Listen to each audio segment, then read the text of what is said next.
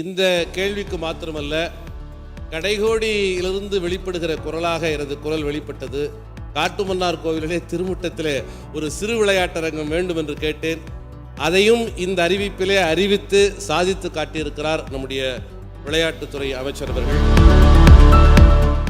இந்த கேள்விக்கு மாத்திரமல்ல, கடைகோடியிலிருந்து வெளிப்படுகிற குரலாக எனது குரல் வெளிப்பட்டது.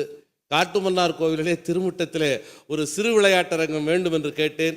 அதையும் இந்த அறிவிப்பிலே அறிவித்து சாதித்து காட்டியிருக்கிறார் நம்முடைய விளையாட்டுத்துறை அமைச்சர் அவர்கள். அவரது ஆற்றல் மிகுந்த பணிகள், காலத்தின் தேவைக்கு ஏற்ப களத்தை தகவமைக்கிற நவீன உத்தி இவைதான் விளையாட்டுத்துறையை இந்த அளவிலே மேம்படுத்தி இருக்கிறது.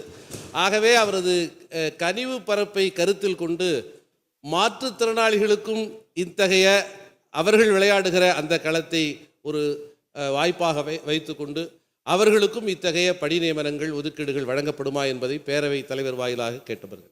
மாண்புமிகு துணை முதலமைச்சர் அவர்கள். மாண்புமிகு பேரவைத் தலைவர் அவர்களே, மாற்றுத்திறனாளிகளுடைய முன்னேற்றத்திற்காக நம்முடைய அரசு மாண்பு முதலமைச்சர்கள் தொடர்ந்து பல்வேறு நடவடிக்கைகளை எடுத்து வருகிறார்கள், திட்டங்களை தீட்டி வருகின்றார்கள். கடந்த வாரம் கூட நம்முடைய முதலமைச்சர் அவர்கள் மாற்றுத்திறனாளிகளை உள்ளாட்சி அமைப்புகளில் நியமனம் செய்வதற்கான அந்த சட்ட முன்வடிவை இந்த அவையிலே அறிமுகப்படுத்தினார்கள். இந்தியாவிலே எந்த மாநிலத்திலும் இல்லாத அளவிற்கு முதன்முறையாக மேற்கொள்ளப்பட்டுள்ள இந்த நடவடிக்கையால் கிட்டத்தட்ட 13,000 மாற்றுத்திறனாளிகள் உள்ளாட்சி பொறுப்புகளுக்கு வர இருக்கின்றார்கள். இதற்காக இந்த மாற்றுத்திறனாளி சகோதரர்கள் சகோதரிகள் முதலமைச்சர் அவர்களையும் என்னையும் சந்தித்து நன்றி தெரிவித்தாங்க. அவர்கள் சொன்ன வாக்கியம், இத்தனை நாட்களாக கேட்கும் இடத்தில் இருந்த நாங்கள் முதலாக கொடுக்கும் இடத்திற்கு வரப்போகிறோம் என்று அந்த நம்பிக்கை மிகுந்த வார்த்தைகளை இங்கே நான் பதிவு செய்வதில் நான் மிகுந்த மகிழ்ச்சி அடைகின்றேன். மற்ற துறைகளைப் போலவே விளையாட்டுத் துறையிலும் மாற்றுத்திறனாளிகள் சாதிக்க நம்முடைய அரசு தொடர்ந்து துணை நிற்கும்.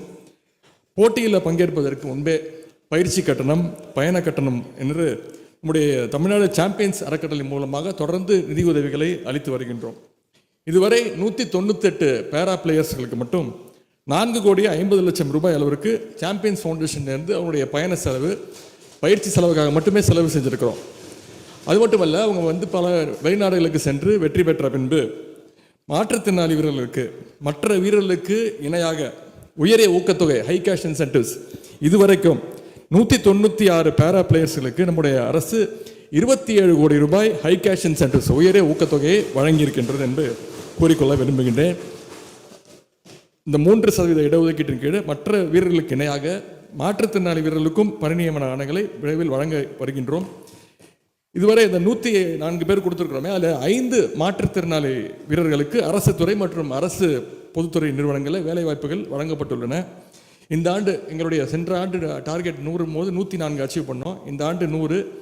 இதில் குறைந்தபட்சம் 25 மாற்றுத்திறனாளிகளுக்கு நிச்சயமாக வேலைவாய்ப்பு அரசு பொதுத்துறைகள் நிறுவனங்களையும் அரசு துறைகளையும் வழங்கப்படும் என்பதை இந்த நேரத்தில் நான் மாண்பு உறுப்பினர்களுக்கு தெரிவித்துக் கொள்கிறேன். பிளே ஸ்டோர் மற்றும் ஆப் ஸ்டோரில் இருந்து பாலிமர் செயலியை QR கோடு மூலம் பதிவிறக்கம் செய்யுங்கள். செய்திகளை உடனுக்குடன் பெறுங்கள்.